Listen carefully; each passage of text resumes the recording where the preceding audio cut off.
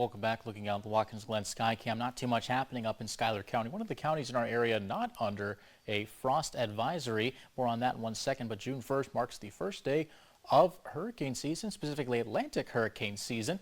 Though we don't typically see much development in some of the earlier months of hurricane season as we get closer and closer to August, eventually September and October, some of the more active months of hurricane season. But regardless, sometimes the first storm of the season can bring quite a bit of a punch. So we are going to continue to monitor the tropics, but as of right now, no activity or development expected within the Atlantic Basin for the next 7 days. So it looks like we'll have at least a slower start to hurricane season, at least in the short term. Frost advisory in effect for the area, specifically Steuben, Chemung, both Tioga counties and Bradford County. Those are in effect later on this morning until 8 o'clock in the morning, except for Tioga and Pennsylvania. That's from 1 to 7 o'clock this morning.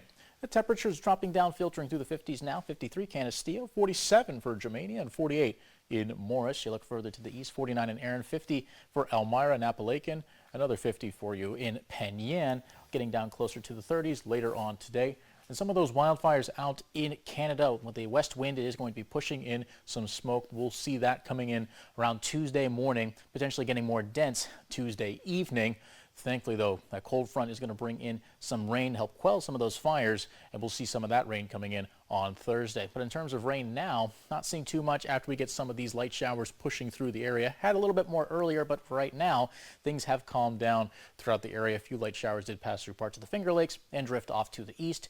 Things have now since calmed down as we get ready for the rest of the evening. Temperatures start out on the cold side tomorrow, but eventually get up into the 60s in the morning, back into the 70s by the early afternoon. We're going to see things stay in those mid-70s. It'll be looking pretty good going into tomorrow, but getting even warmer over the next few days. You can see 83 Tuesday and 88 on Wednesday. Plenty of sunshine, not a lot of clouds at all.